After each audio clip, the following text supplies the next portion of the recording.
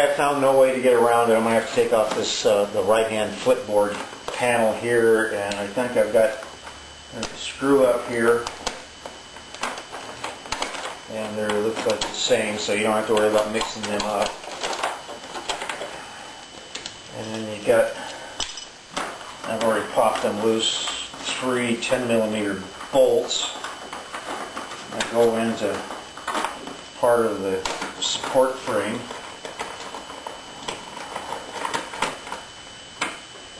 And then there's one up here on the back end, holds this flap up here, and they're all consistent. I think that's the first screw I've come across that they actually put, I don't know if that's either Loctite or some sort of anti-seize. Green like that, it might be a Loctite of some sort. So let's see. I have to pull this off. Same kind of screw, and it looks like this one. Oh. Allen wrench.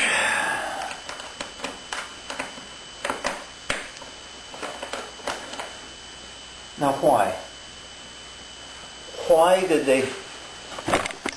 Okay, go back here. I'm going to take this screw off. But I've got to go back to the Allen wrench. Why did they have me use, for 3 screws, the previous ones around here, Phillips head, and now I got to use an Allen? I mean, what are they thinking? They run out of parts? It's the same damn screw. Who knows? Who knows? Okay. And there's a couple of little projections down on the bottom here that feed into this where you keep your feet most of the time. And there it is. Finally found the screw for adjusting the idle, and now that I know where it's at, there's a couple holes right here, right in here, that now that we know where the little creature lies, you don't necessarily have to take this off to get to it.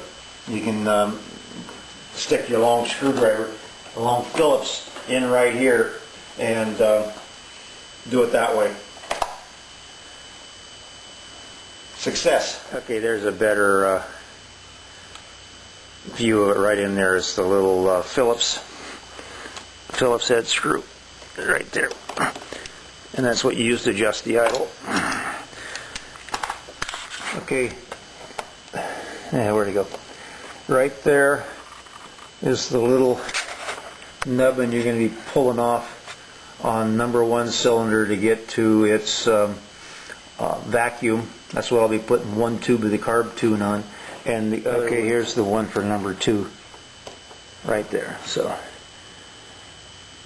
and then let me see if I can get a shot of the adjustment screws on the bottom. And right here are the 2 screws for the adjusting the balance of between the 2 injectors for the air. And there's a little screw in the middle. I'll have to look and see what that is, but this is number 1 cylinder in the front and number 2 cylinder in the back, and so those will be the 2 screws right in here that we'll try to get. I'll have to use a little short screwdriver to get into them. I said we were going to do a little bit of a looky through here, so we got the cap to get in to add water. Well, actually, this would be a major change to add water into here. Normally you're going to be adding all your water down in here to this cap, which is underneath the foot pad, which I showed you earlier. Take off that screw and that little flap comes up and you get access to this. Let's see what else we got in here. You also have a tag on here that lists the model. This is a 4B5, so that usually is an indicator of importance when they're looking for parts and things. So this one's a 4B5, and it's put into its wiring harness. And then down here, we've got another spot where the serial number of the bike is. And then what else we got? A bunch of plugs and things thereabout.